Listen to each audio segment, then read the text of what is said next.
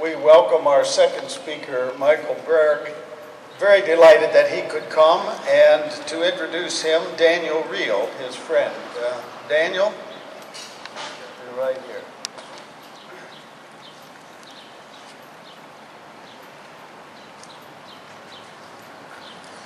I think you have probably read the note about Michael Berg in your program. Michael Berg has been a peacemaker all his life and was a high school teacher in Westchester, Pennsylvania. He has been a highly respected person in his community all his life.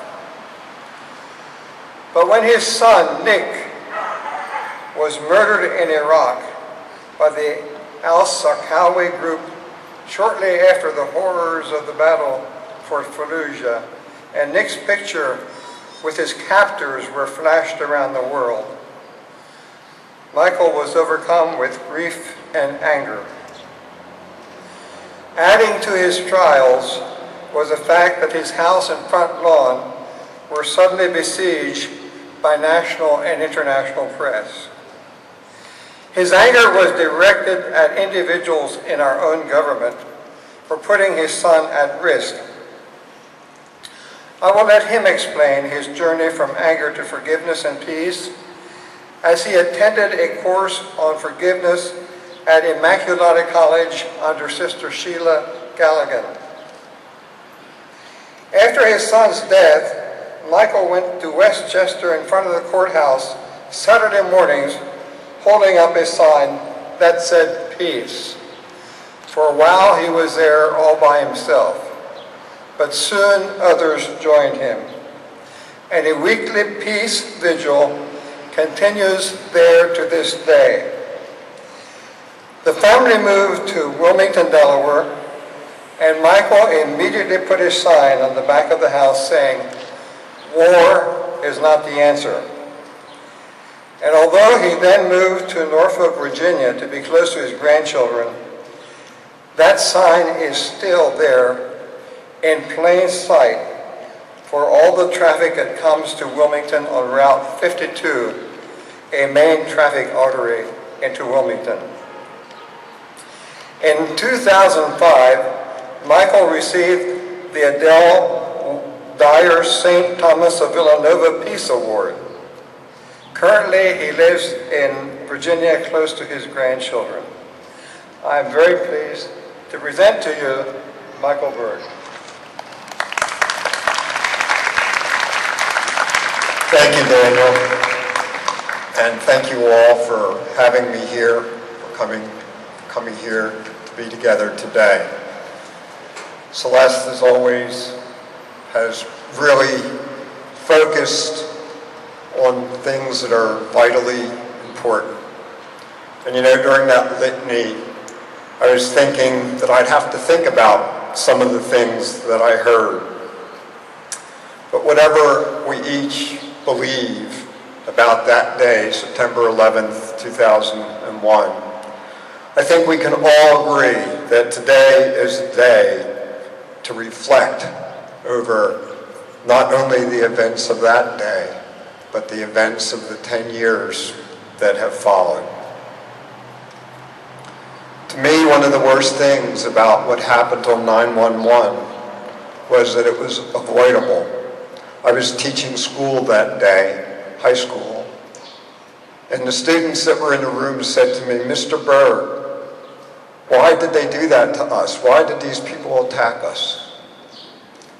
And I said that it was a complex thing, but that I was sure that our foreign policy of non-negotiation had something to do with it, and that they needed to look back at American foreign policy. I think had that happened, those deaths might have been avoidable, and maybe the thousands and hundreds of thousands, maybe 1 million deaths since then.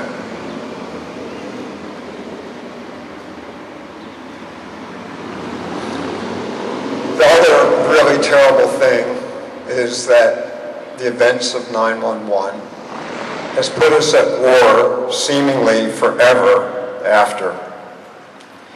Even those of us who are against wars our government is waging.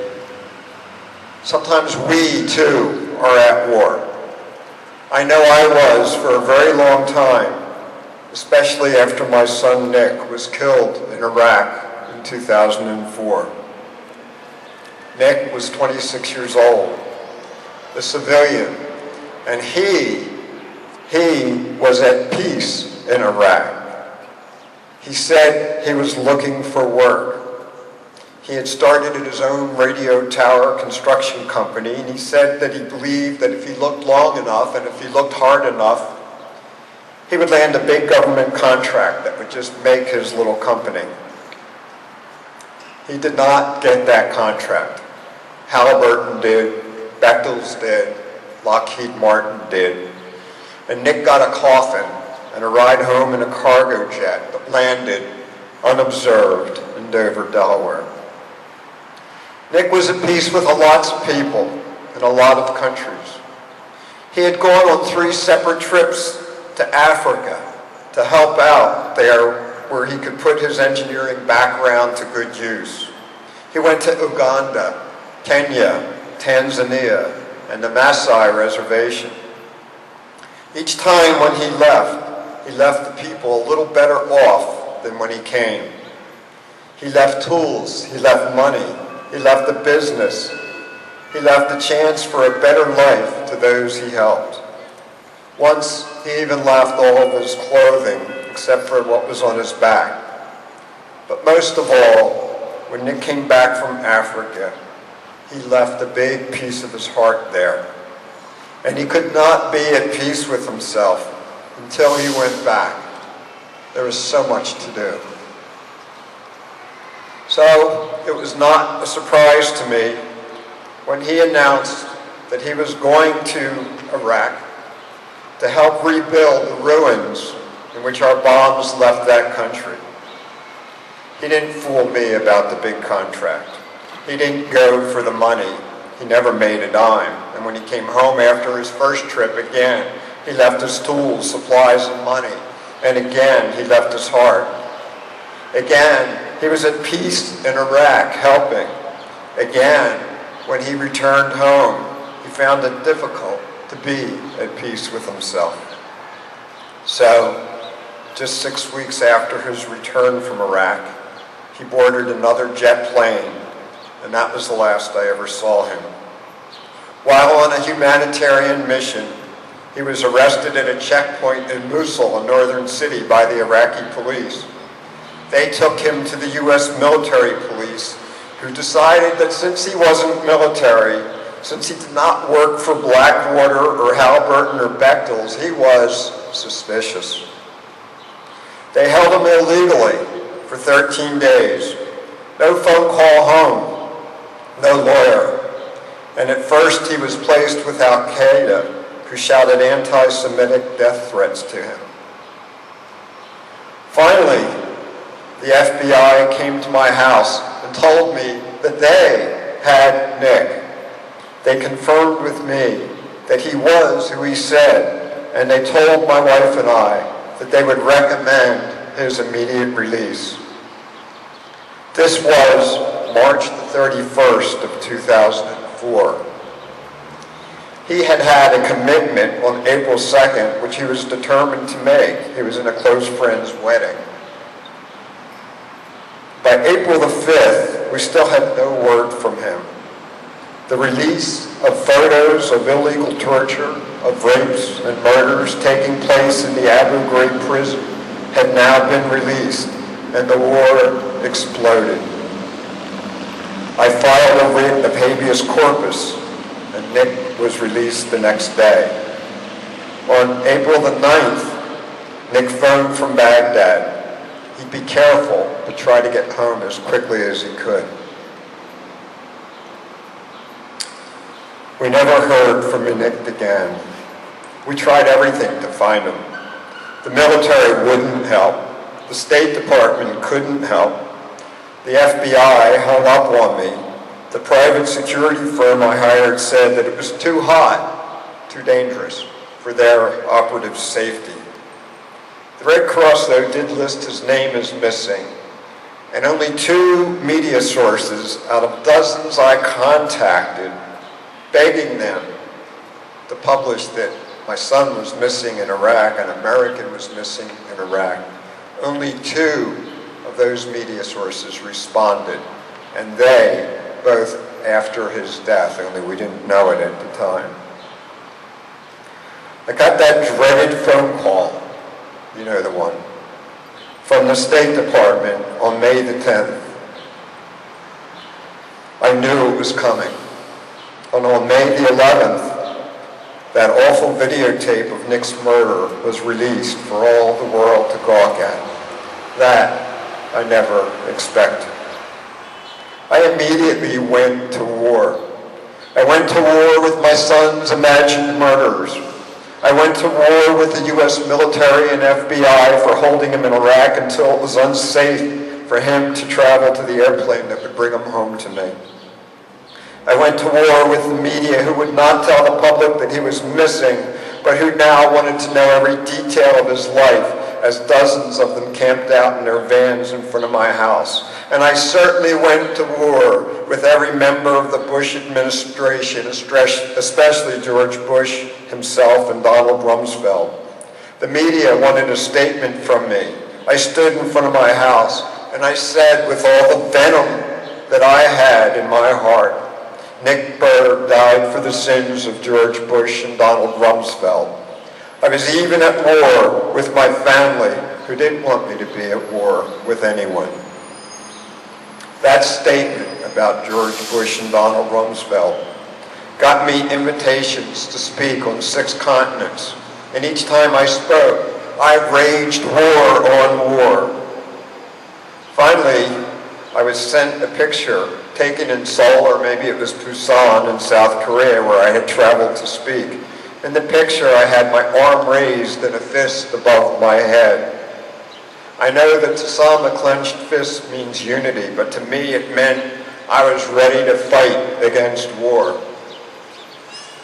It was after seeing that picture that I realized you can't rage peace. You can't. I wasn't a peace activist anymore. I had lost my identity to hate and revenge. I was at war with war. I was a peace rager. I was allowing myself what I denied others. I was giving myself the right to make war. I knew at that point that I was in trouble, but I didn't know how to change. Fortunately for me, the answer came in a college catalog for adults from Immaculata University near my house in Westchester, Pennsylvania. Here I learned that I must allow others what I allow myself. I learned that I should expect from others no more than I expect from myself. I learned that I too need to be forgiven. And finally, I learned forgiveness. This process of learning to forgive is one that has evolved and is still evolving in my mind and my heart over the past 7 years of my life. My answers have constantly changed. Here at this course at Immaculata, I learned to do what I had declared I would have prevented the attack on the World Trade Center on September 11th. I learned to expect from myself what I expected from others. I learned to sit down and talk with those with whom I had a grievance. Yes, even terrorists. Yes, even George Bush himself. Eventually I learned that you cannot be at war for peace. You are either at war or at peace. Now the men who killed my son Nick were not accepting invitations from me to sit down and iron out our differences. Whereas George Bush could have met with Al-Qaeda, but chose not to, and at least learn what their grievance was, I could not. Nor did George Bush like me much. I tried every which way to get him to speak to me, but my attempts were fruitless and sometimes got me arrested. At Immaculata, though, I learned how to get around this. I learned the letter writing technique and a technique called the empty chair technique. The letters I sent to George Bush, though, and to Al-Qaeda, and yes, even to my son Nick and other family members, were not placed in mailboxes, but in a drawer or a folder in cyberspace. Several days later, I would retrieve them and write an answer as I posed as a recipient of my own letter and tried my very hardest to see it from their point of view. I sat, too, next to an empty chair, and in that empty chair I imagined sat Abu Musab al-Zarqawi, the leader of the group who killed Nick and the actual knife wielder. I asked him, "Why did you have to use violence against my son, against so many?" And he replied, "You know, when Nick was killed, you were 59 years old, and I suspect you had some emotional maturity, some experience with grief, a support group, all true." He went on to say, "Imagine that you have led a pretty peaceful life, that you were brought up in the ways of peace, also true. Imagine," he went on to say, "if instead you were 8 years old in 1991 when you lost every member of your family to American bombs. Imagine hiding under a bed as green flashes illuminated their targets, including you. Imagine if you were brought up with this violence and taught that violence was the only way, might you not strap a bag of bombs to your back or fly an airplane into a building?" As I learned at Immaculata, people who do awful things frequently are themselves wounded. My conversation with George Bush was even more difficult, but suffice it to say, by its end, we managed to find some ground when I agreed with him, "Yeah, I didn't like your father much either." Well, it was a start. Forgiveness would come after many, many repetitions of this empty chair conversation. But forgiveness would come from me.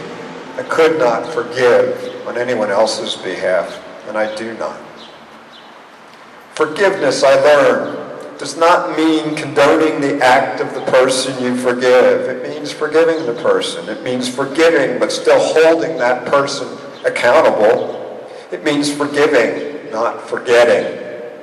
It means forgiving and restoring your relationship to the person you forgive. Maybe not to the same point where it was before, but at least to a civil, humane point. Maybe you don't go to their wedding, but maybe if they get sick, you still send them a card. And forgiveness takes time and patience. Sister Sheila Galligan, who taught the course at Immaculata on forgiveness, said, "Forgiving is like quitting cigarettes. Sometimes you have to do it over and over, again and again." Forgiveness means not allowing yourself to be consumed by hate, not allowing your identity to be usurped by anger or vengeance.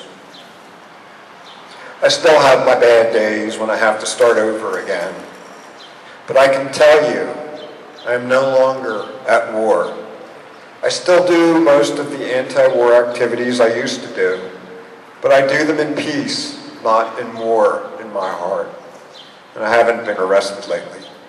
And there is an unexpected benefit I found. My whole life has changed. My relationships with family members have changed. My way of thinking has changed. Even my driving has changed. My heart has changed from war to peace. And I am trying to be that change which I seek. Peace is forgiveness. Forgiveness is peace. So won't you all just give peace a chance? Thank you.